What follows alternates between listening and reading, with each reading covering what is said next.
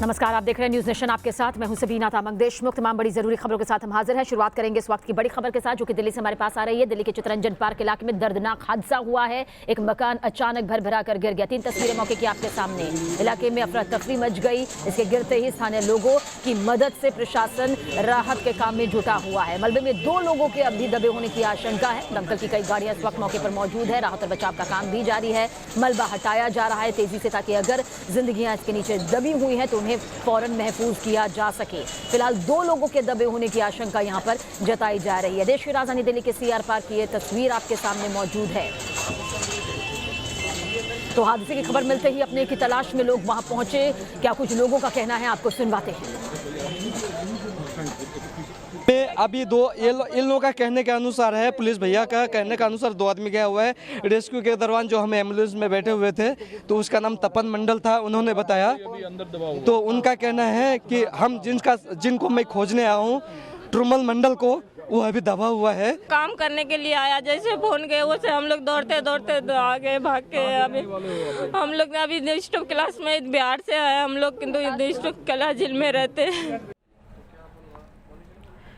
तो तस्वीरें इस वक्त आपके सामने मौजूद है। अंदाज़ा लगाया जा सकता है कि किस तरह से सीआर पार्क में मौजूद ये मकान भरभरा कर गिर गया, जिसके बाद लोग वहां पर पहुंचे। 2 लोगों के दबे होने की आशंका है।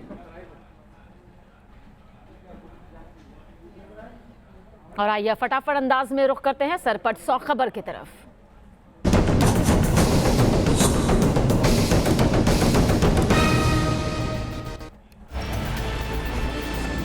शाहीन बाग के प्रदर्शनकारियों का नया ड्रामा। गृह मंत्री अमित शाह के घर तक पैदल जाने की इजाजत मांगी, पुलिस ने किया इनकार। जिद पर अड़े प्रदर्शनकारी।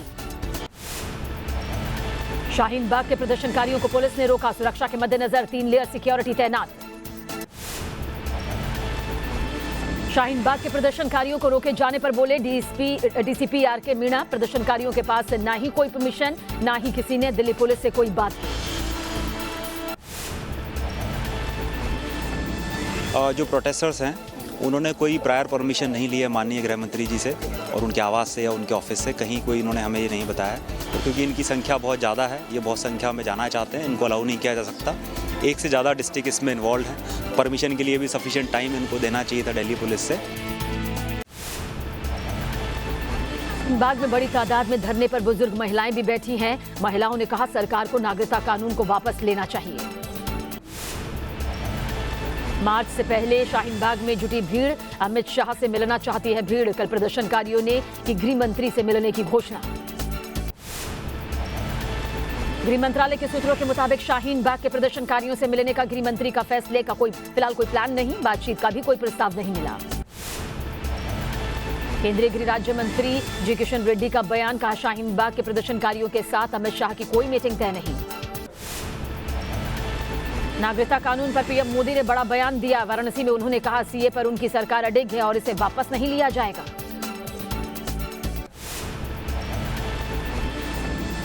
सिटीजनशिप अमेंडमेंट एक्ट, बरसों से देश को इन फैसलों का इंतजार था। दुनिया भर के सारे दबावों के बावजूद इन फैसलों पर हम कायम हैं और कायम रहेंगे। इंदौर में 32 दिनों से चल रहे एनटीसीए विरोध प्रदर्शन में शामिल हुए दिग्विजय सिंह दावा किया कि 1947 से लेकर 2019 तक 1 करोड़ लोगों को दी गई नागरिकता, जिसमें 85 लाख हिंदू। मुरादाबाद में सीए के खिलाफ धरना प्रदर्शन जारी। राज्यसभा सांसद मनोज झा भी प्रदर्शन में पहुंचे, केंद्र सरकार पर निशाना साधा। महाराष्ट्र के औरंगाबाद में नागरिकता कानून के खिलाफ प्रदर्शन के दौरान सामने आई भाईचारे की तस्वीर। हिंदू महिलाओं ने विरोध कर रही महिलाओं को खाना खिलाया। जामिया हिंसा का एक और वीडियो वायरल। 15 दिसंबर को लाइब्रेरी में छात्रों पर पुलिस ने किया था लाठीचार्ज। दिल्ली पुलिस ने जांच की बात कही। दिल्ली में जामिया कोऑर्डिनेशन कमेटी के कार्यकर्ताओं का हंगामा। चेन्नई में प्रदर्शनकारियों पर लाठीचार्ज का विरोध किया।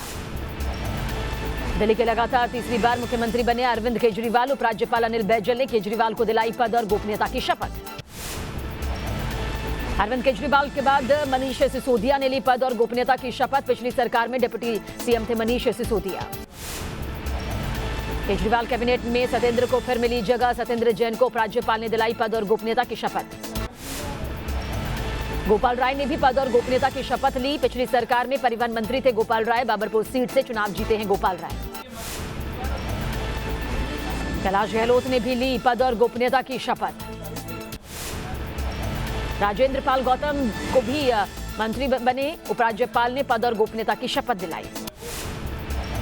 इमरान हुसैन ने भी पद और गोपनीयता के लिए शपथ। केजरीवाल सरकार में एकमात्र मुस्लिम चेहरा है इमरान हुसैन। शपथ ग्रहण के बाद सीएम अरविंद केजरीवाल ने रामलीला मैदान के लोगों को संबोधित किया। कहा, दिल्ली को सुंदर और बेहतरीन सिटी बनाने का लक्ष्य है। मेरी जीत जनता की जीत। आप 2 करोड़ लोगों के साथ मिलके हम लोग दिल्ली को अच्छी बनाएंगे, खूबसूरत बनाएंगे। मैं सबके साथ मिलके काम करना चाहता हूं।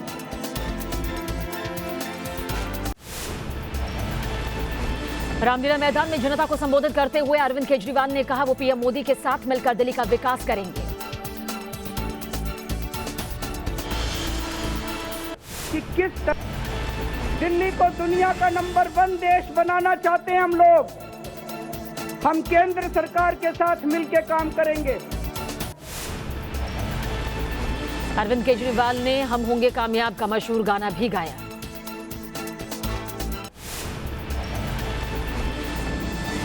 हम होंगे कामयाब,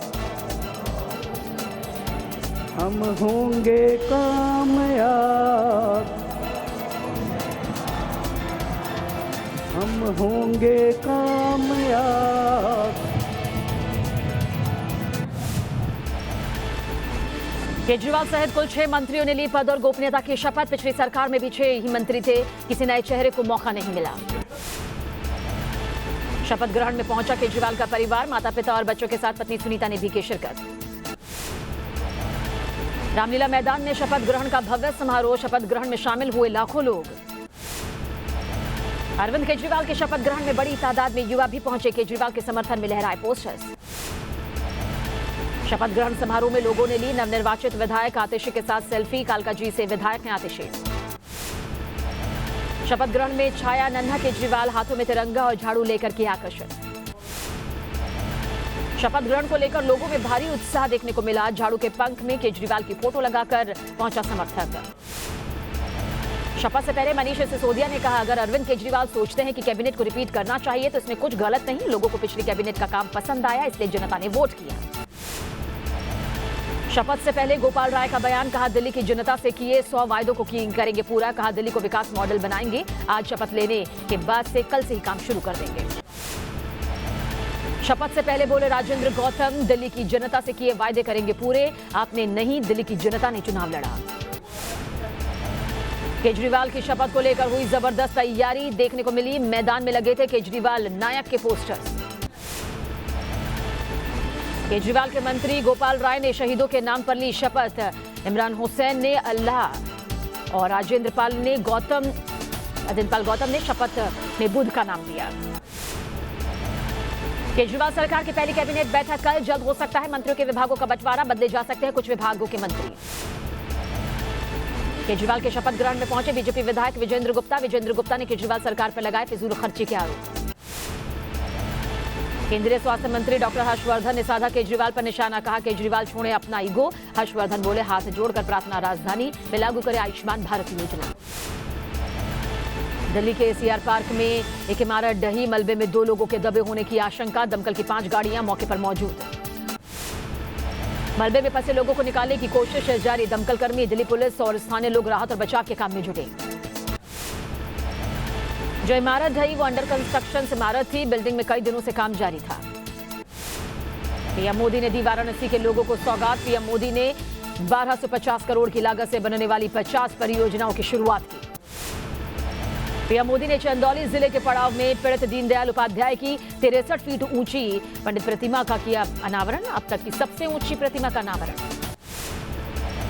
पीएम मोदी ने काशी महाकाल एक्सप्रेस को दिखाई हरी झंडी। काशी महाकाल एक्सप्रेस 3 तीर्थ केंद्रों को आपस में जोड़ेगी। पीएम मोदी ने वाराणसी में किया वृक्षारोपण। सीएम योगी आदित्यनाथ भी रहे मौजूद। प्रधानमंत्री मोदी पंडित दीनदयाल उपाध्याय हस्तकला संकुल भी पहुंचे। पीएम मोदी ने सांस्कृतिक कला और हस्तकला प्रदर्शनी काशी एक रूप अनेक का उद्घाटन किया। वाराणसी के जंगमबाड़ी मठ पहुंचे पीएम मोदी। मठ में पीएम मोदी ने की पूजा अर्चना। पीएम के साथ योगी आदित्यनाथ, राज्यपाल आनंदीबेन पटेल और कर्नाटक के मुख्यमंत्री येदियुरप्पा भी रहे मौजूद। मठ के पुजारी ने पीएम मोदी को लगाया तिलक। पीएम मोदी ने कहा, मैं काशी का जनप्रतिनिधि हूं, यहां आकर संतों का आशीर्वाद लेने का मौका मिला। जंगमबाड़ी मठ में पीएम मोदी सिद्धांत शिखामणि ग्रंथ का 19 भाषाओं में किया गया विमोचन। मंच पर रहे साधु संत। जंगमबाड़ी मठ में बोले पीएम मोदी, हमारे यहाँ राष्ट्र सत्ता से नहीं संस्कृति एवं संस्कारों से सृजित होती है। पीएम ने कहा, देश सिर्फ सरकार से नहीं बल्कि एक एक नागरिक के संस्कार से बनता है।